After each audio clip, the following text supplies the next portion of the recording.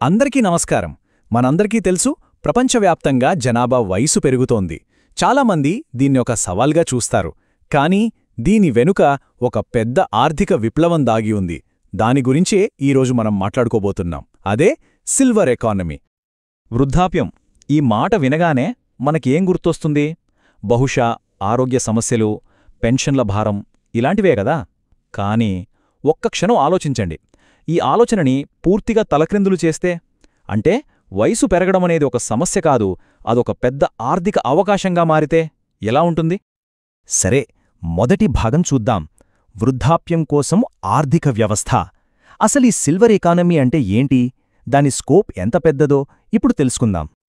Silver economy అనగానే చాలామంది ఏమనుకుంటారంటే, వృద్ధులకి ఏవో కొన్ని వస్తువులు అమ్మడం అనుకుంటారు. కాని అది అస్సలు కాదు. ఇది ఒక కంప్లీట్ ఎకనామిక్ సిస్టమ్. అంటే 50 ఏళ్లు దాటిన వాళ్ల అవసరాలేంటి, వాళ్ల కొనుగోలు శక్తి ఎంత అని గుర్తించి దానికి తగ్గట్టుగా వస్తువులని, సేవలని తయారు చేయడం, వాళ్లకి అందించడం, వాళ్లు వాటిని వాడటం, ఈ మొత్తం వ్యవస్థనే సిల్వర్ ఎకానమీ అంటారు. ఇక్కడ ఇంకో ముఖ్యమైన విషయమేంటంటే, ఇది కేవలం హెల్త్ కేర్కి సంబంధించింది మాత్రమే కాదు. చూడండి, ఇల్లు, ఇంటి పనుల్లో సహాయం, కమ్యూనికేషన్, ట్రాన్స్పోర్ట్, సేఫ్టీ, సెక్యూరిటీ, వాళ్ల వినోదం, ప్రయాణాలు, పర్సనల్ కేర్ సర్వీసులు, ఇన్సూరెన్స్, ఫినాన్షియల్ ప్రాడక్ట్స్ ఇలా చెప్పుకుంటూ పోతే చాలా ఉన్నాయి.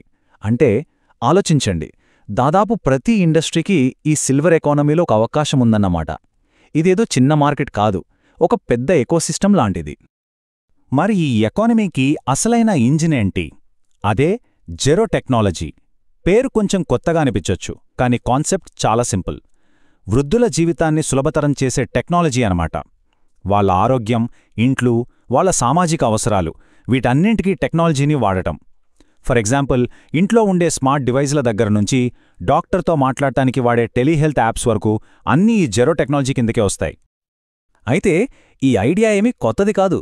ఎప్పుడో 1970లలో జపాన్లో సిల్వర్ మార్కెట్ అనే కాన్సెప్ట్ మొదలైంది. అప్పట్లోనే వాళ్ల జనాభాలో వయస్సు పైబడిన వాళ్ల సంఖ్య పెరగడం స్టార్ట్ అయింది. ఇప్పుడు దశాబ్దాల తర్వాత ప్రపంచమంతా అదే పరిస్థితిని ఎదుర్కొంటోంది.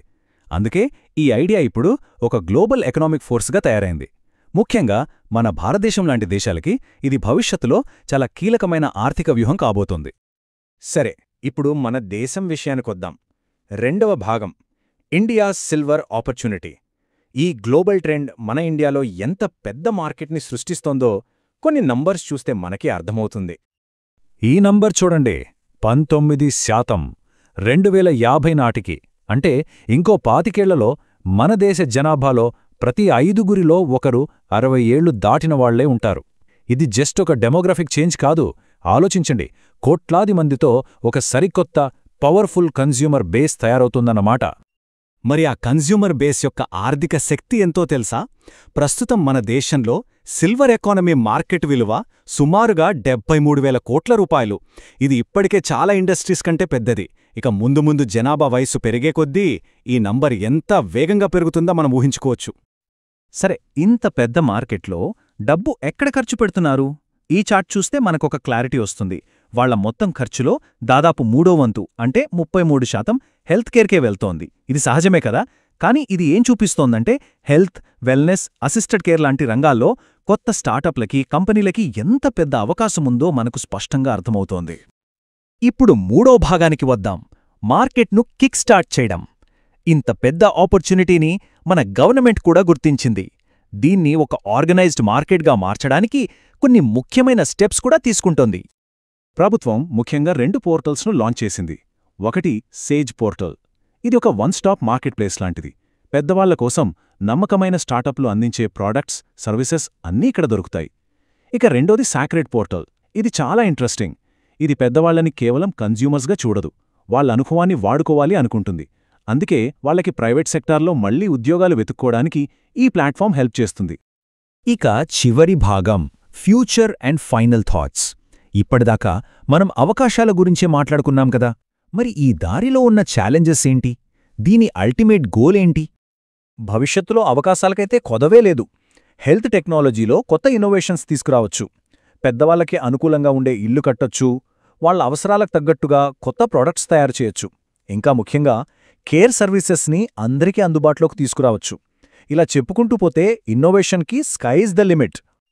అయితే ఇక్కడున్న అతిపెద్ద ఛాలెంజ్ కొత్త ఐడియాలు లేకపోవడం కాదు, అసలు సమస్య ఏంటంటే ఈ ఫీల్డ్లో పనిచేస్తున్న రకరకాల సెక్టార్స్ని, అంటే కంపెనీలని, ప్రభుత్వ ఏజెన్సీలని, హెల్త్ కేర్ ప్రొవైడర్లని, వీళ్ళందర్నీ ఒకే తాటిపైకి తీసుకురావడం.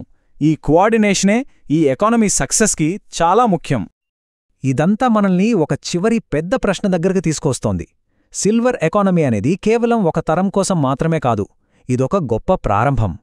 అసలు మనం ఆలోచించాల్సిందేంటంటే, మనందరి జీవితకాలం పెరుగుతున్న ఈ రోజుల్లో కేవలం ఒక తరం కోసమే కాదు, ప్రతి తరానికి ఉపయోగపడే ఒక ఎకానమీని మనం ఎలా నిర్మించగలం, అందర్నీ కలుపుకుపోయే ఒక ఆర్థిక వ్యవస్థను మనం ఎలా డిజైన్ చేయగలం.